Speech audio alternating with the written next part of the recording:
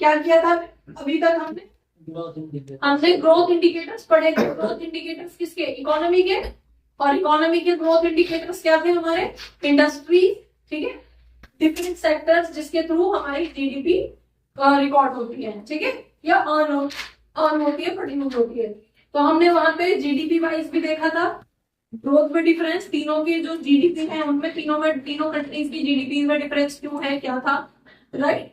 और हमने साथ ही साथ अलग अलग सेक्टर्स वाइज, मतलब primary sector, secondary sector, tertiary sector में कॉन्ट्रीब्यूशन भी देखा था कि कितने परसेंट लोग कौन से कंट्री के अंदर कौन से सेक्टर में ज्यादा हैं, ठीक है। जैसे एग्रीकल्चर के अंदर क्या था? एग्रीकल्चर के अंदर चाइना में सबसे कम थे, क्योंकि उसने फर्स्ट डे से ही उसकी जो टारगेट पॉलिसी थी वो क्या थी कि सेकेंडरी सेक्टर को बढ़ाना है, मशीन का जो भी आपका मैकेनिकल वर्क है उस पर ज्यादा फोकस करना है, जिससे कि प्रोडक्शन ज्यादा हो पाए, ठीक है।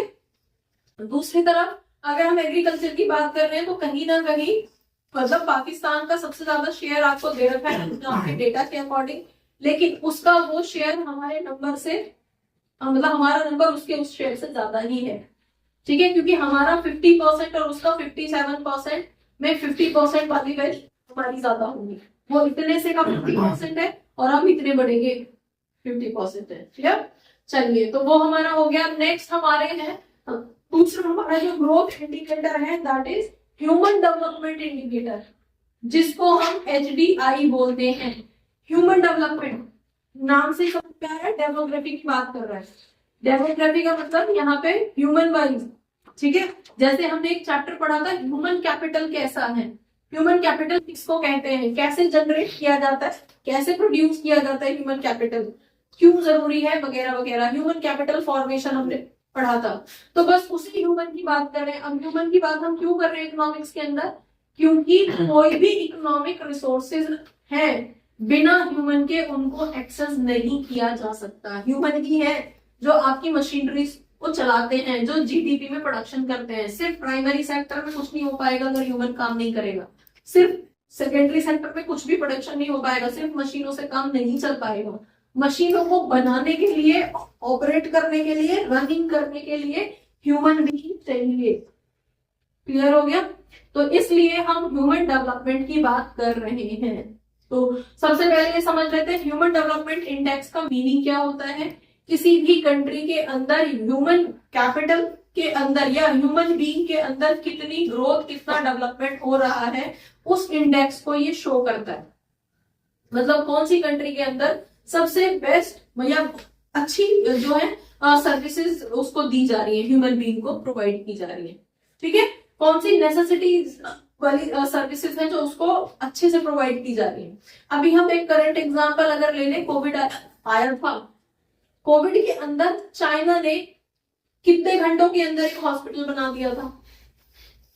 20 मतलब प्रोबेबली शायद 40 आवर्स के अंदर एक पूरा हॉस्पिटल खड़ा कर दिया था अपनी कंट्री के अंदर कोविड को कंट्रोल करने के लिए। क्या हमारे अंदर इतनी कैपेसिटी थी? तो कौन सी कंट्री के ह्यूमन बीइंग को सबसे अच्छी फैसिलिटीज मिल रही है? चाइनीज। उसमें चाइना के अंदर बेटर डेवलपमेंट ऑफ फैसिलिटीज दी जा रही है, बेटर सर्विसेज प्रोवाइड की जा रही है, राइट। वही अगर हम अपनी बात करते हैं तो हमने जैसे भी, लेकिन हमने कुछ ड्यूरेशन के अंदर उस चीज को कंट्रोल कर लिया, फैलने नहीं दिया, या हमारी इम्यूनिटी थी या जो भी था। तो इम्यूनिटी भी क्यों थी? क्योंकि हमारा जो है अपब्रिंगिंग अकॉर्डिंगली, हम रिसोर्सेज को अकॉर्डिंगली दे रहे हैं या हमें रिसोर्सेज प्रोवाइड किए जा रहे हैं, राइट। उसी चीज को हम पाकिस्तान की बात करते हैं तो सेम वहां पे इस तरह की फैसिलिटीज ह्यूमन बीइंग को नहीं दी जाती है। तो वहां का जो ह्यूमन बीइंग है वो और भी ज्यादा खराब कंडीशन के अंदर है, राइट। तो वह उसी चीज की हम यहाँ पे बात करेंगे, ह्यूमन बीइंग से रिलेटेड सर्विसेज की बात करेंगे, ठीक है। जो ओवरऑल जो चीजें हैं उन सबसे जाके, उन सबसे मिलके जो है डेवलपमेंट, ह्यूमन डेवलपमेंट इंडेक्स बनता है, राइट। तो इसके अंदर कुछ कुछ चीजें हैं, जैसे कि अगर हम देखते हैं तो हमारा HDI वैल्यू जो है इंडिया के अंदर मेन कौन है? इंडिया, चाइना और पाकिस्तान, राइट। 3 कंट्रीज का कंपैरिजन हम यहाँ पे कर रहे हैं। तो अगर हम HDI वैल्यू के बेसिस पे कर रहे हैं तो जो भी डेटा आपको दे रखा है उसमें चाइना का जो HDI है वो सबसे ज्यादा है, ऑलमोस्ट 0.7। ठीक है, 0.7 का मतलब क्या हो गया आपका, 70% की बात होगी। तो क्योंकि यहाँ पे हम किसी भी इंडेक्स वैल्यू को परसेंट के अंदर नहीं दिखाते, सिंपल। जैसे कि आपने प्राइस इंडेक्स भी पढ़ा था 11th क्लास के अंदर, तो कोई भी इंडेक्स वैल्यू जैसे कि सेंसेक्स, तो वो परसेंटेज के अंदर या रेशोज के अंदर नहीं दिखाया जाता, सिंपल वैल्यू होती है, राइट। तो यहाँ पे लगभग अगर हम परसेंटेज से देखना चाहें तो इसका मतलब है 70% लगभग HDI इसका है, राइट, 0.7। वही अगर हम इंडिया की बात कर रहे हैं तो ये 0.64 है, और यही अगर पाकिस्तान की बात करते हैं तो दैट इज अराउंड 55, ठीक है, ऑलमोस्ट 55%। तो सबसे ज्यादा जो कम है वो किसका है, वो पाकिस्तान का है। और ये सिर्फ ये नहीं है कि ह्यूमन बीइंग को सर्विसेज दी जा रही है, जो ओवरऑल सोसाइटल सर्विसेज दी जा रही है, ओवरऑल सोसाइटल इन्वायरमेंट होता है, उस सब का इम्पैक्ट ह्यूमन बीइंग पे पड़ता है। वहां जितना टेररिज्म है उन सब का इम्पैक्ट जो है ह्यूमन बीइंग पे पड़ता है, उनकी हेल्थ पे पड़ता है, उनकी प्रोडक्टिविटी पे पड़ता है, ठीक है। अब हर दूसरे दिन अगर वहां बॉम्ब ब्लास्ट होते रहेंगे या मैन्युफैक्चरिंग बॉम्ब्स की होती रहेगी तो वो पढ़ने पे या आगे बढ़ने पे, ग्रोथ पे फोकस कर ही नहीं पाएंगे, राइट, क्लियर। नेक्स्ट आपके पास आ जा रहा है जो यहाँ पे रैंक दी जा रही है। तो रैंक इस डेटा के अकॉर्डिंग 17-18, ये बहुत पुराना डेटा है, उसके अकॉर्डिंग इंडिया को 130 रैंक मिली हुई है, चाइना को 87 और पाकिस्तान को हमसे पीछे 154 रैंक मिली हुई है। लेकिन इसकी करंट रैंक कितनी है ये आप गूगल से चेक करो, डन, ये बहुत पुरानी है, इसको 6 साल पुराना डेटा है ये, राइट। तो इसकी करंट रैंक क्या है वो देख लेना। अब नेक्स्ट आ जाती है हमारी लाइफ एक्सपेक्टेंसी या एक्सपेक्टेड लाइफ कितनी है अभी। अगर हम चाइना की बात कर रहे हैं तो एक्सपेक्टेड लाइफ कितनी है, अराउंड 77 ईयर्स, 77 ईयर्स तक। आप देखोगे जापान की इससे भी ज्यादा है, लेकिन जापान का कंपैरिजन हम यहाँ नहीं कर रहे हैं, वो कभी अलग से इंडिपेंडेंट हुआ था। जापान इतना क्विक है कि हिरोशिमा नागासाकी के बाद एकदम से दोबारा से खड़ा हो गया। उसके जापान के अंदर जो अर्थक्वेक आता है वो सबसे ज्यादा हाई पावर मैग्नीट्यूड का अर्थक्वेक आता है, गिर जाता है, टूट फूट जाता है, फिर खड़ा हो जाता है, तो उसकी बात ही नहीं कर रहे हम, ठीक है। हम उन कंट्रीज की बात कर रहे हैं जो ऑलमोस्ट हमारे ही साथ इंडिपेंडेंट हुई थी, लेकिन फिर भी उनकी इकोनॉमी में डिफरेंस है, ठीक है। तो वो हम 3 हैं, चाइना हमारे भी बाद हुआ था इंडिपेंडेंट, लेकिन फिर भी जो है हमसे आगे है, इसलिए हम इसको ले रहे हैं एग्जाम्पल में, और हमारी ही नेबर कंट्री है इसलिए ले रहे हैं, राइट। तो यहाँ पे अभी भी जापान या चाइना को देखते हैं तो उनकी जो लाइफ एक्सपेक्टेंसी है वो सबसे ज्यादा है। क्यों है सबसे ज्यादा, क्योंकि सबसे ज्यादा डिसिप्लिन होते हैं वो, जापान चाइना सबसे ज्यादा डिसिप्लिन होते हैं। क्या खाते हैं, देखा है कभी क्या खाते हैं, जो फेसबुक वगैरह पे देखते हो, जो इस तरह की चीजें देखते हो सोशल मीडिया पे भी, तो उसको अपने सब्जेक्ट से कोरिलेट करने की कोशिश करो। कभी नहीं देखा होगा उनको ऑयली या फ्राइड या इस तरह की चीजें खाते हुए, बेक्ड होंगी या तो, ठीक है, या तो वो बेक्ड होंगी या बॉइल्ड होंगी, या तो वेजिटेबल्स होंगी, ठीक है, वो सब चीजें वही है। हमारे इंडिया में आके वो चीज जो है स्पाइसी, एक्स्ट्रा स्पाइसी और वो सब फ्लेवर्ड हो गए, वो देसी चाइनीज रहता है, वो अलग चीज है, बट उनका जो फूड है वो बहुत ही सॉलिड है, ठीक है। कोई भी मतलब अननेसेसरी चीजें वो नहीं खाते, प्लस उनको सर्विसेज बहुत अच्छी प्रोवाइड होती है, तो उनकी लाइफ एक्सपेक्टेंसी बहुत अच्छी रहती है, राइट। अगर वही हम अपनी कंट्री की बात कर रहे हैं तो अराउंड 7 ईयर्स की अराउंड जा रहा है, और ये अगेन फिर 6 साल पुराना डेटा है, अब 70 नहीं जाता ऑन एन एवरेज, उससे कमी रह जाता है, ठीक है। हम मान के चल रहे हैं कि अराउंड 70 ईयर्स। और तुम ये देख लेना एग्जाम के अंदर लिख के आओगे, मतलब मैं ऑन उसमें बोल रही हूँ ऐसे, एग्जाम के अंदर लिख के आओगे तो अगर तुम्हारी बुक के अंदर 6 साल पुराना डेटा लिख रहा है तो तुम जो भी लिख के आओगे चेक करने वाले कौन सा बताओगा क्या करेक्ट है क्या रॉन्ग है। तो बेटर है कि अपना अच्छे से टेबल वेबल बना के आना, सजा के आना आंसर, ठीक है। जहां भी डेटा की रिक्वायरमेंट है वहां डेटा लिख के आना, जेन्युइन डेटा लिख के आना, ठीक है। ऐसा नहीं है कि कुछ भी लाइफ एक्सपेक्टेंसी में लिख के आ जाओ 100 ईयर्स, तो ऐसा भी नहीं होना चाहिए कि एग्जामिनर को देख नहीं पता चल जाए कि बच्चे को किसी ने सिखा के भेजा है कि लिख के आना जरूर है ना, कॉपी खाली मत छोड़ के आना ना, क्वेश्चन छोड़ के बताना, कुछ भी लिख के आना, 2 नंबर मिल जाएंगे। तो ऐसा भी नहीं होना चाहिए, राइट। चलिए, यही अगर हम पाकिस्तान की बात कर रहे हैं तो पाकिस्तान का और भी कम है, लगभग 67 ईयर्स का यहाँ पे डेटा दिखा रखा है, लेकिन कंपैरेटिवली कम है इसका, राइट। नेक्स्ट हमारा जो इसका इंडेक्स है वो मीन ईयर ऑफ स्कूलिंग।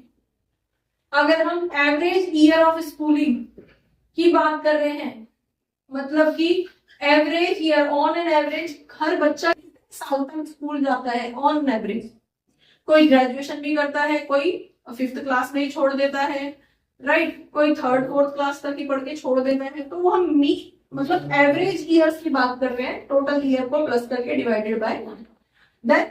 अगर हम मीन ईयर की बात कर रहे हैं तो हमारे पास जो डेटा यहाँ पे निकल के आ रहा है दैट इज 8.1% चाइना का है, लगभग 8% चाइना का है। दूसरी तरफ हमारा जो है 6.5 हमारा इंडिया का है, और पाकिस्तान की अगर बात करते हैं तो दैट इज 5.2, अराउंड 5 पॉइंट्स। ठीक है, पाकिस्तान के अंदर और भी कम है डेटा ये सब। नेक्स्ट, अगर हम नेशनल इनकम की बात कर रहे हैं, पर कैपिटा इनकम की बात कर रहे हैं, अगर हम पर कैपिटा इनकम की बात कर रहे हैं, मतलब कि एवरेज नेशनल इनकम जो भी है उसको पॉपुलेशन से डिवाइड कर दिया जाए तो जो वैल्यू निकल के आती है that is per capita income. अगर हम चाइना की बात करें तो ये लगभग 16,057 रुपीज निकल के आता है, राइट। वही चीज अगर हम इंडिया की बात कर रहे हैं तो इंडिया के अंदर अगर पर कैपिटा इनकम की बात कर रहे हैं तो 6681 वैल्यू निकल के आ रही है, लगभग 6,000, और चाइना का कितना है, लगभग 16,000, राइट। और दूसरी तरफ पाकिस्तान की अगर बात करते हैं तो लगभग 5,000 रुपीज पर कैपिटा इनकम आती है। लेकिन ये एवरेज वैल्यू है बेटा, अगेन बोल रही हूँ मैं, एवरेज वैल्यू का मतलब है total income, total national income divided by total population, वो पर कैपिटा इनकम, ठीक है। लेकिन इसका ये मतलब नहीं है कि वहां पे गरीब नहीं होंगे या एक्स्ट्रा ऑर्डिनरी रिच नहीं होंगे। हम जैसे हमारी बात बोली जाती है, इंडिया की बोली जाती है, इंडिया के लगभग 5% लोगों की इकोनॉमी, मतलब जो उनकी वेल्थ है, पूरी इकोनॉमी उनकी उन 5-6 फैमिलीज पे डिपेंड करती है, तो उनके पास टोटल पैसा है, ठीक है। चलिए नेक्स्ट आ जाते हैं हम in percentage of people living below poverty line. अगर हम बीपीएल की बात कर रहे हैं, बीपीएल सबसे कम बीपीएल कहाँ होगा, चाइना के अंदर होगा। चाइना ने बोला होगा अपने घर में जो आता है वो करो, तो सभी में कुछ ना कुछ स्किल्स होती हैं, तो सभी प्रोडक्शन में लगे हुए हैं, तो वहां पे जो पॉवर्टी लाइन रहेगी वो सबसे ज्यादा कम है, राइट। और दूसरी तरफ अगर हम इंडिया की बात कर रहे हैं दैट इज ऑलमोस्ट 21%, और इसकी अगर हम बात करते हैं तो दैट इज ऑलमोस्ट 25%।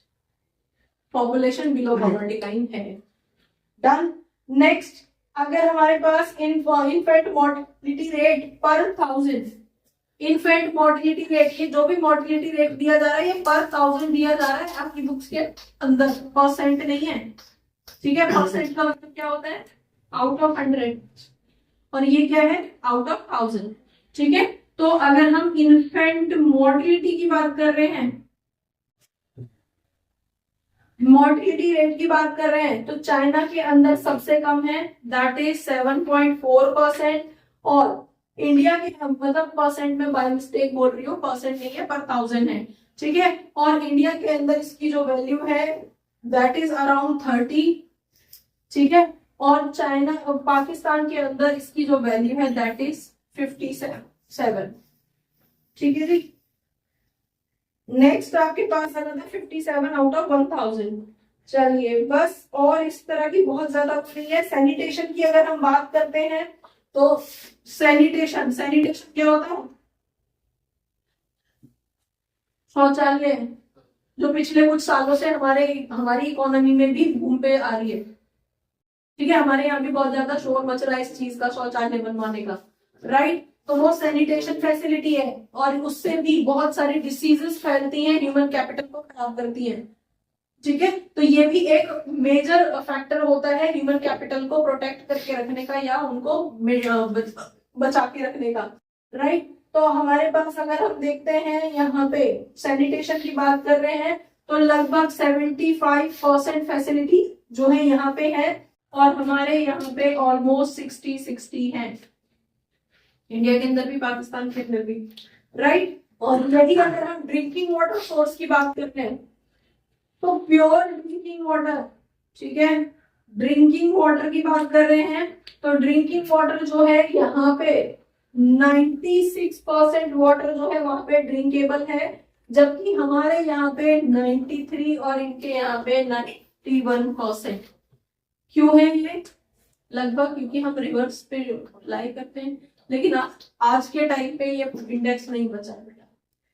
आज के टाइम पे इतना % पानी हमारे पास ड्रिंकेबल नहीं है ही नहीं, पानी बचा ही नहीं है। आज के टाइम पे तो सूख चुका है, ठीक है, ड्रॉट हो चुका है। तो ये यही सारी चीजें हैं जिसके अंदर, जिसके बेस पे हम बता सकते हैं कि फाइनली जो है हमारी कंट्री के अंदर ह्यूमन बीइंग किस तरह की सर्विसेज अवेल कर पाता है, पाकिस्तान के अंदर किस तरह की सर्विसेज अवेल कर पाता है, और दूसरी चाइना के अंदर किस तरह की सर्विसेज अवेल कर पाता है। इसकी वजह से जो ह्यूमन कैपिटल डेवलप हो रहा है उसमें डिफरेंसेस आते हैं। देखो ना, एक्सपेक्टेंसी जो लिविंग वो है, लाइफ एक्सपेक्टेंसी है वो वहीं पे ज्यादा है रादर देन हम, ठीक है। हम चाहे कितना भी क्लेम कर रहे हैं कि हम चाइना ये चाइना वो, हम चाहे 1000 गालियां दे लें, लेकिन चाइना इतनी कैपेसिटी चाइना के अंदर है कि वो अपनी कंट्री को भी पाल रहा है और दूसरी कंट्रीज के अंदर भी डंपिंग कर रहा है, सस्ते रेटों में सामान पहुंचा रहा है। अगर चाइना से सामान आना बंद हो जाए ना, मतलब सुनने में बहुत खराब लग रहा है, मुझे बोलने में खराब लग रहा है, लेकिन अगर चाइना से मैन्युफैक्चर होके यहाँ पे सामान आना बंद हो जाए ना तो हमारी इंडस्ट्रीज खत्म हो जाएगी।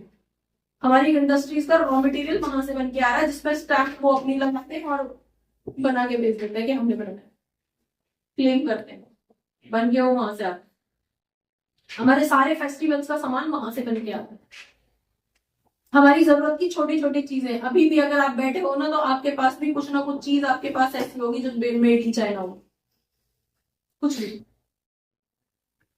ठीक है। तो ऐसा है नहीं, चाइनीज प्रोडक्ट हमारे मतलब बोल सकते हैं कि हमारी रगों में बस चुका है, उसे निकालना, डिटैच करना इम्पॉसिबल सा हो गया है, ठीक है। तो वो इतना आगे है हमसे। डन। चलिए अब आ जाते हैं वापस। अगर हम क्रिटिकल अप्रेजल की बात कर रहे हैं, क्रिटिकल अप्रेजल तो मीनिंग क्या है इसका? क्रिटिकल अप्रेजल की बात करेंगे तो इंडिया, चाइना, पाकिस्तान, अभी तक हमने जितना भी पढ़ा है उसके अंदर, उसके अकॉर्डिंग चाइना जो है सुप्रीम पावर बन चुका है।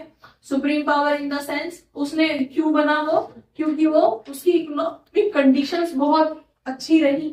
उसने फर्स्ट डे से ही मैन्युफैक्चरिंग पे ध्यान दिया, उसने फर्स्ट डे से ही अपनी कुछ पॉलिसीज बनाई। क्या क्या पॉलिसीज बनाई थी?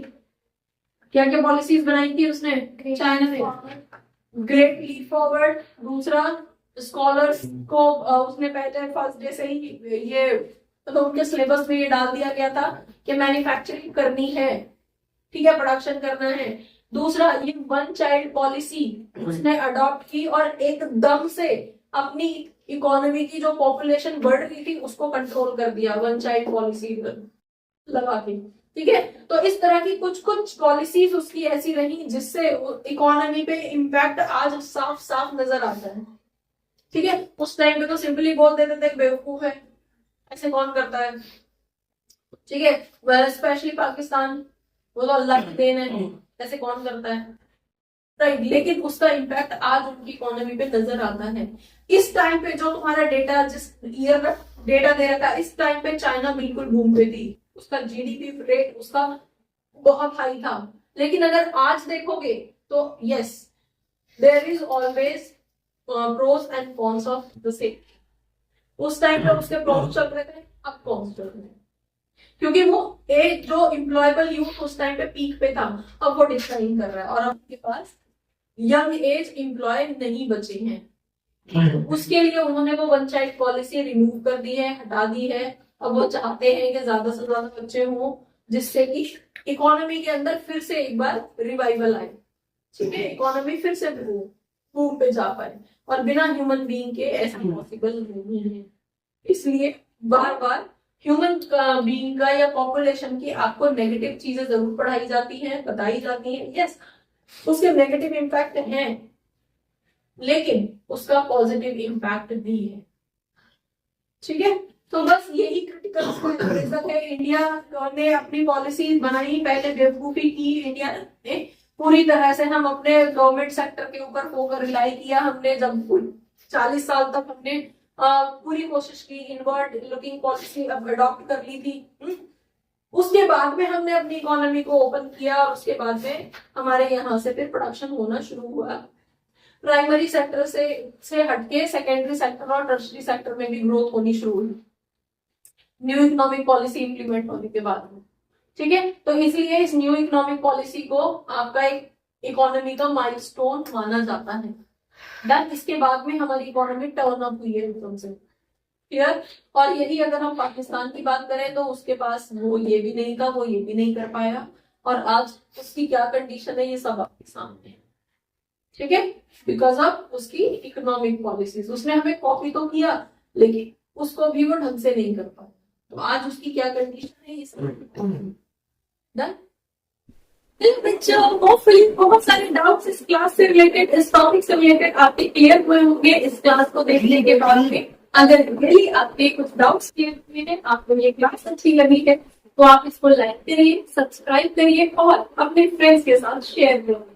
Thank you for watching. Keep watching, keep learning, and don't forget to share. Keep sharing. Thank you.